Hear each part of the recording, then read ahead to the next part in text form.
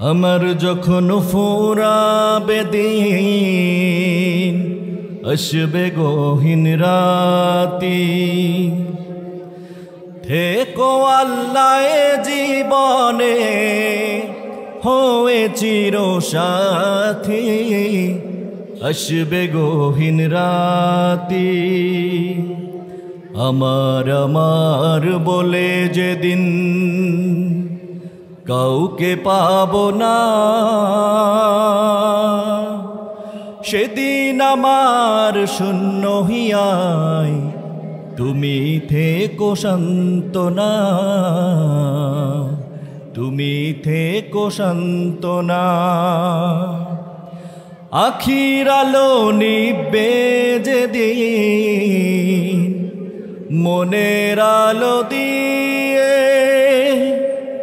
থাকবে না কেউ ঘোর আঁধারে একটু আলো নিয়ে। সেদিন আমার, সেদিন আমার, সেদিন আমার কবর ঘরে তুমি আলোর জ্যোতি, আসবে গহীন রাতি। আমার যখন ফুরাবে দিন, আসবে গহীন রাতি। আল্লাহ রসুল সাল্লাল্লাহু আলাইহি ওয়াসাল্লাম ইসলামের প্রচারের জন্য তায়েফের ময়দানে চলে গেলেন। আল্লাহ রসুল বলছেন, ইয়া আইয়ুহাল ইনসান কুলু লা ইলাহা ইল্লাল্লাহ তুফলিহুন।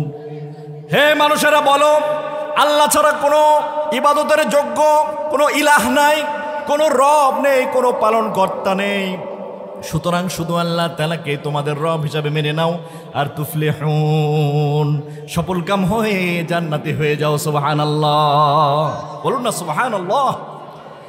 আল্লাহ রাসূল এই কথা বলার সঙ্গে সঙ্গে তায়েফের চতুর্দিক থেকে কাফের মুশরিকদের ইশারায় তরুণ তরুণ যুবক যুবক সন্তানগুলো রাসূলুল্লাহ সাল্লাল্লাহু আলাইহি ওয়াসাল্লামের শরীরের দিকে তীক্ষ্ণ তীক্ষ্ণ পাথরগুলো ছুঁড়ে ছুঁড়ে মারতে লাগলো। রাসূলুল্লাহ সাল্লাল্লাহু আলাইহি ওয়াসাল্লাম এতটা আঘাতপ্রাপ্ত হয়েছেন, শরীর থেকে দরদরিয়ে রক্ত পড়ছে। আল্লাহ রসুলের পালক পুত্র সাইয়েদনা যায়েদ ইবনে হারেসা রাদিয়াল্লাহু তাআলা আনহু পরবর্তীতে বলছেন, আমি যখন রাসূলুল্লাহর শরীর থেকে ওই তায়েফে যুবকগুলো যখন চোখা চোখা তীক্ষ্ণ তীক্ষ্ণ পাথরগুলো মারছিল, ওই পাথরগুলো রাসূলুল্লাহর শরীর থেকে যখন টান দিয়ে বের করছিলাম, দর দর করে রাসূলুল্লাহর শরীর থেকে রক্ত মোবারক বের হচ্ছিল। সুবহানাল্লাহ, আল্লাহু আকবার। এত তীক্ষ্ণ তীক্ষ্ণ পাথর রাসূলুল্লাহর জামা ভেদ করে, চামড়া ভেদ করে শরীরের মধ্যে প্রবেশ করছিল। আমার রসুল একবার নয়, দুইবার নয়, তিনবার বেহুশ হয়ে জমিনের মধ্যে পড়ে গিয়েছেন। আল্লাহু আকবার। এরপরেও তায়েফের পাষণ্ড মানুষগুলো রাসূলুল্লাহকে ধরে আবার টেনে তুলিয়ে হাঁটিয়েছেন। এরপরে আবার যুবকগুলোকে তরুণগুলোকে লেলিয়ে দিয়েছেন, মারো। ওই যে কথা বলে তাওহীদের কথা বলে, ওকে মারো। মারতে মারতে তাকে আবারও বেহুশ করো। প্রাণের ভাইয়েরা আমার, দিলের কানটা খুলে দেন। আল্লাহ রসুল তৃতীয়বার যখন এমনি করে জ্ঞান হারিয়ে জমিনের মধ্যে পড়ে গেলেন, হঠাৎ করে একজন কাফেরের হৃদয়ের মধ্যে দয়া হয়ে গেল। কাফের তার দাসকে ডেকে বলছেন, এই দাস, যাও যাও, অনেক হয়েছে, লোকটাকে একটু পানি পান করাও, কারণ সে হচ্ছে মক্কার কুরাইশ গোত্রের সন্তান। সে যদি এখানে মৃত্যুবরণ করে, কুরাইশরা আমাদের বিরুদ্ধে যুদ্ধ ঘোষণা করতে পারে। সুবহানাল্লাহ। দাস চলে এসেছে পানি নিয়ে। আল্লাহর রাসূল সাল্লাল্লাহু আলাইহি ওয়াসাল্লাম আধো আধো চক্ষু খোলা, চক্ষু বন্ধ এমন অবস্থায় দাসের হাতে পানিটা পান করেছেন। কলিজাটা রাসূলের ঠান্ডা হয়ে গিয়েছে। রহমাতাল লিল আলামিন আধো আধো কণ্ঠে বলছেন, ভাই। এত চমৎকার কণ্ঠে একটা ভাই বলে রাসূল ডাক দিলেন। সুবহানাল্লাহ বলেন। শুনবা মাত্র দাসের কলিজাটা ঠান্ডা হয়ে গিয়েছে। কারণ আমরা জানি তৎকালীন আরব বিশ্বে দাসদেরকে চরম অপমান অপদস্থ করা হতো। কথা বলেন ঠিক না? ঠিক। এই অবস্থায় দাসকে হয়তো জীবনে কেউ এত মধুর করে ডাক দেয় নাই। রাসূলুল্লাহ সাল্লাল্লাহু আলাইহি ওয়াসাল্লাম সামান্য দাসকেও মোহাব্বত ভরে যখন ডাক দিয়েছেন, ভাই আমার এত তৃষ্ণা লেগেছিল, কলিজাটা মনে হয় বের হয়ে আসবে, এমন সময় তুমি আমাকে পানি পান করেছো, আমাকে পানি পান করিয়েছো, বলো কোথায় তোমার ঘর, কোথায় তোমার বাড়ি? দাস এবার বলছেন, আমার বাসা হচ্ছে নেনুয়া অঞ্চলে। প্রাণের ভাইরা আমার, রাসূলুল্লাহ সাল্লাল্লাহু আলাইহি ওয়াসাল্লাম এই অঞ্চলের নামটা শুনবার পরেই বলে ফেললেন, ও নেনুয়া, নেনুয়া তো আমার ভাইয়ের এলাকা। সুবহানাল্লাহ বলেন। দাস অবাক হয়ে বলছেন, আপনার ভাইয়ের এলাকা মানে? আল্লাহ রসুল বলছেন, হ্যাঁ ভাইয়ের এলাকা। নেনুয়া ছিল আমার ইউনুস আলাইহিস সালাম, ইউনুস নবীর এলাকা। আর ইউনুস নবী তিনি একজন যেহেতু পয়গম্বর, আমিও তেমন রাহমাতাল লিল আলামিন পয়গম্বর, সুতরাং ইউনুস আলাইহিস সালাতু ওয়াস সালাম হলেন আমার ভাই। আর ওই নেনুয়ার বাসিন্দা তুমি আমার ভাইয়ের এলাকার লোক। সুবহানাল্লাহ, কি অনুপম মুহাব্বতের দৃষ্টান্ত। অবাক হয়ে গিয়েছেন দাস। দাস বলছেন, আশ্চর্যের বিষয়, কোথায় মক্কা আর কোথায় ইরাকের সেই নেনুয়া অঞ্চল, এত দূর, প্রায় 2500 মাইল দূরের ঘটনা। শত শত বছর আগে ইউনুস আলাইহিস সালাম গত হয়ে গিয়েছেন। এতদিনের পুরনো ঘটনা, এত দূর অঞ্চলের ঘটনা আপনি কিভাবে জানতে পারলেন? আল্লাহর রাসূল মুচকি হেসে বলছেন, ভাইটি আমার, আমি তো শুধু একা জানার চেষ্টা করলেও জানতে পারি না, আমাকে যিনি জানান সেই মহান রব্বুল আলামিনের নাম কি? সেই রব্বুল আলামিন আমাকে জানিয়েছেন। সুতরাং তুমি আমার ভাইয়ের এলাকা, নেনুয়ার মানুষ। আমি দোয়া করি রব্বুল আলামিন যেন তোমাকে জান্নাতি মানুষ হিসেবে গ্রহণ করে দুনিয়া থেকে মরার তৌফিক দান করে। সুবহানাল্লাহ। এত সুন্দর ব্যবহারে এইবার দাস বিমোহিত হয়ে বলছেন, এত সৌম্য ব্যবহারের মানুষ, এত দূরের, এত পুরাতন দিনের, শত শত বছর আগের ঘটনা জানাওয়ালা মানুষ, জাননেওয়ালা মানুষ, এত চমৎকার ব্যবহারের মানুষ কোনোদিন মিথ্যা বলতে পারে না।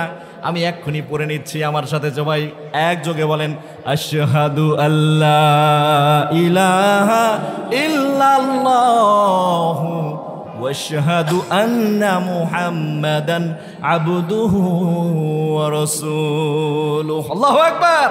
সঙ্গে সঙ্গে দাস কালেমা পড়ে মুসলমান হয়েছেন।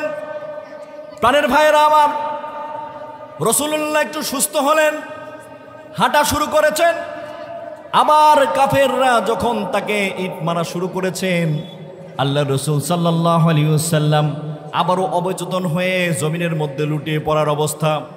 আল্লাহ রাসূল আসমানের দিকে তাকিয়ে বললেন, ওগো আল্লাহ, আপনি কাদের মাঝে আমি রসুলকে একা ছেড়ে দিয়েছেন? এরা তো মানুষ না, এদের মধ্যে তো ন্যূনতম মনুষ্যত্ববোধ নেই।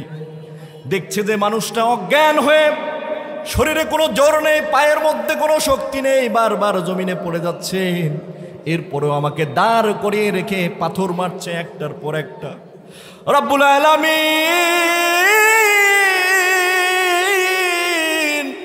আপনি কি আমাকে একা ছেড়ে দিয়েছেন মাওলা?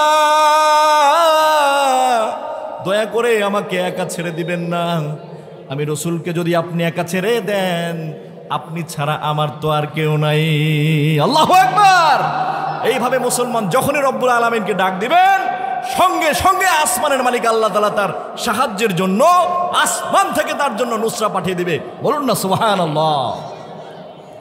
রাসূলুল্লাহ সাল্লাল্লাহু আলাইহি ওয়াসাল্লাম বলছেন, কোনো পরিশ্রম নেই, 3টি আমল করলে রব্বুল আলামিন চোখের সমস্ত গুনাহসমূহকে মাফ করে দিবেন। সুবহানাল্লাহ। মাত্র 3টি আমল, যে আমলগুলো ইসলামের মধ্যে এত সহজ করে রব্বুল আলামিন শুধু শেষ জামানার উম্মতদের জন্য দিয়ে দিয়েছেন।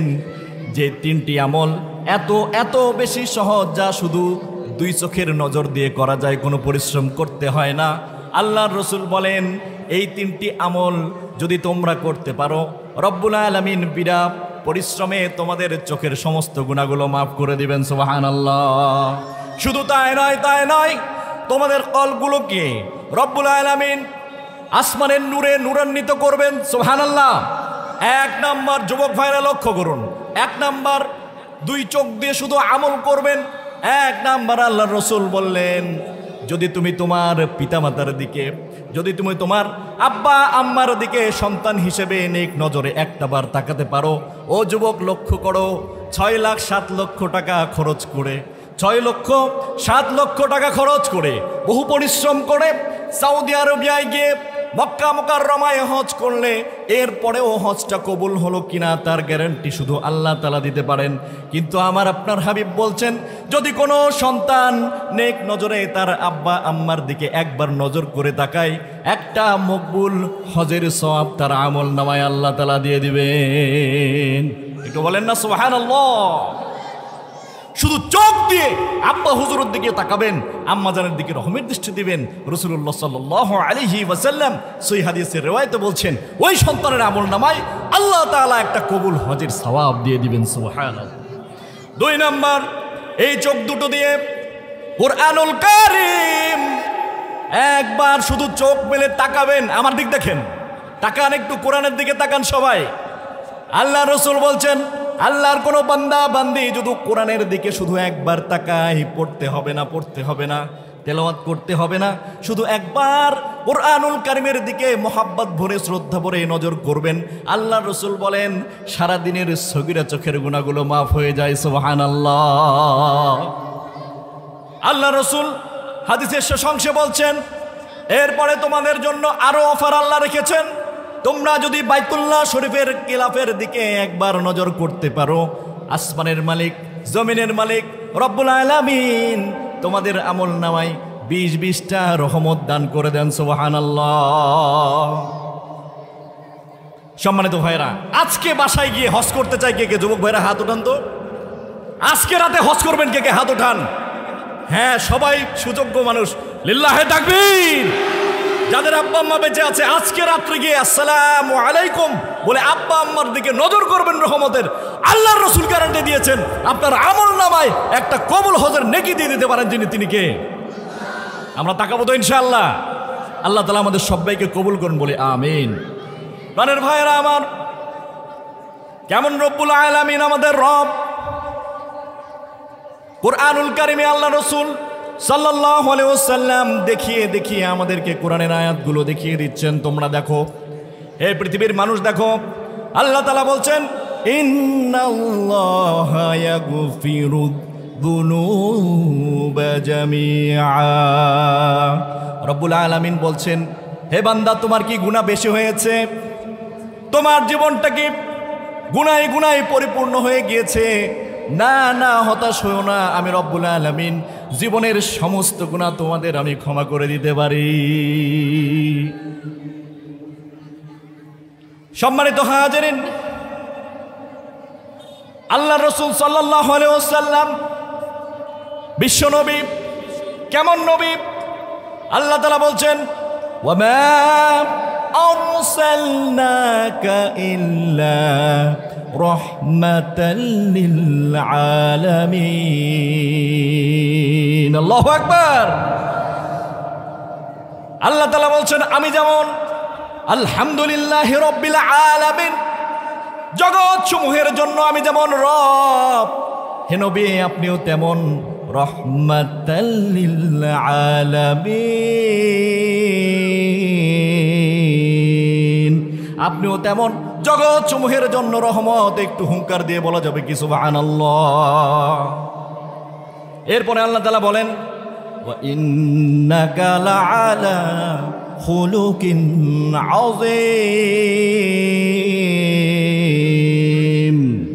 হে রাসূল সাল্লাল্লাহু আলাইহি ওয়াসাল্লাম, আপনি হলেন সর্বোত্তম চরিত্রের মাধুর্যের উপর অধিষ্ঠিত। আমি রব্বুল আলামিন আপনাকে এত চমৎকার চরিত্র দিয়ে তৈরি করেছি, পৃথিবীতে আপনার মতো চরিত্রের মানুষ আর কিয়ামত পর্যন্ত দ্বিতীয়টি সৃজন করব না। সুবহানাল্লাহ।